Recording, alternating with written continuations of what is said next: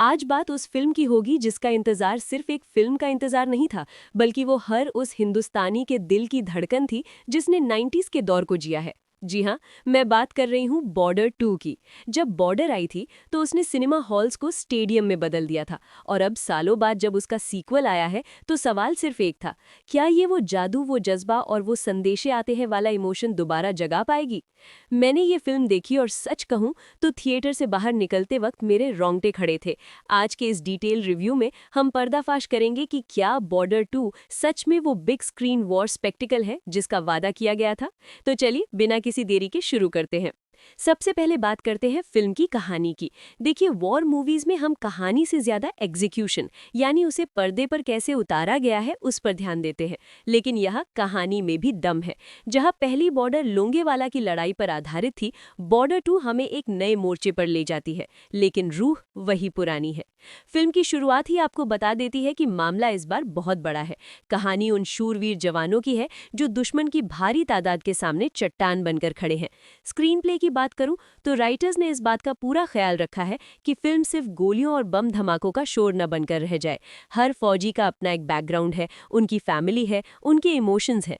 हाँ, first half में film थोड़ा वक्त लेती है कैरेक्टर बिल्ड करने में, जो मुझे ज़रूरी भी लगा, क्योंकि जब तक आप एक जवान की माँ, उसकी पत्नी या उसके बच्चे का दर्द महसूस नहीं करेंगे, तब तक क्लाइमैक्स में उसकी शहादत पर आपकी आंखों में आंसू नहीं आएंगे।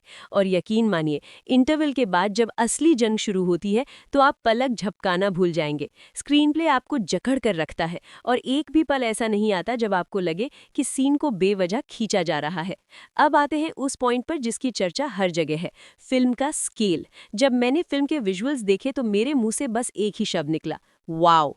डायरेक्टर ने इस बार मॉडर्न टेक्नोलॉजी और वीएफएक्स का जो इस्तेमाल किया है वो काबिले तारीफ है। बॉर्डर 2 सही मायनों में एक बिग स्क्रीन वॉर स्पेक्टिकल है। जिस तरह से वॉर सीन्स को कोरियोग्राफ किया गया है वो आपको हॉलीवुड के टक्कर का लगता है।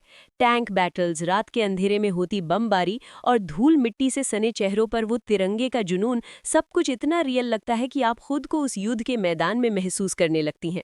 मुझे सबसे अच्छी बात ये लगी कि टेक्नोलॉजी के बीच में डायरेक्टर ने इंसानी जज्बात को खोने नहीं दिया। कैमरा वर्क बहुत ही शानदार है। वाइड शॉट्स में जहां युद्ध की भयावहता दिखती है, वहीं क्लोजअप शॉट्स में सनी देओल और बाकी कास्ट की आंखों का गुस्सा और दर्द साफ झलकता है। साउंड डिजाइन की तो मैं क्या ही बात करूं। अगर आप इसे अच्छे साउंड सिस्टम वाले थिएटर में देखेंगी तो हर धमाका आपकी कुर्सी हिला देगा। ये फिल्म मोबाइल या लैपटॉप के लिए नहीं बनी है, ये सिर्फ और सिर्फ बड़े पर्दे के लिए है।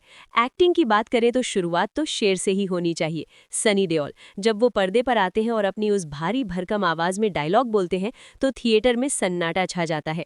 उनकी आंखों में वो आग आज भी वैसी ही है। सनी बाजी ने साबित कर दिया है कि उम्र सिर्फ एक नंबर है। एक कमांडर के रूप में उनकी परफॉर्मेंस इतनी दमदार है कि आप उनके साथ हर हुक्म मानने को तैयार हो जाते हैं।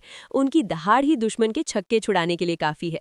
लेकिन ऐसा नहीं है कि ये सिर्फ सनी देओल की फिल्म है। सपोर्टिंग कास्ट ने भी कमाल का काम किया है। जो यंग एक्टर्स दिखाए गए हैं, नई जनरेशन के फौजी, उनका जोश और एनर्जी देखने लायक है। उनकी केमिस्ट्री, उनकी हंसी मजाक और फिर जंग के मैदान में उनका बलिदान, ये सब दिल को छू जाता है। हर एक्टर ने अपने किरदार के साथ पूरा न्याय किया है। मुझे वो सीन्स बहुत पसंद आए जहां फौजियों के बीच की बॉन्डिंग दिखाई गई है, वो भाईचारा जो खून के रिश्तों से भी गहरा होता है।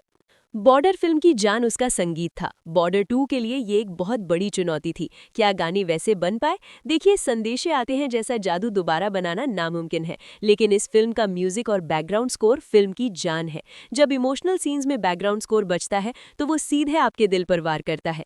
गाने सिचुएशनल हैं और कहानी को आगे बढ़ाते हैं। देशभक्ति के गीत आपको जोश से भर देते हैं और सैड सॉन्ग्स आपकी आंखों को नम कर देते हैं। म्यूजिक लाउड जरूर है लेकिन शोर नहीं लगता। ये फिल्म के मूड को सेट करता है। अब बारी है मेरे फाइनल वर्डिक्ट की, यानी पर्दाफाश ओपिनियन की।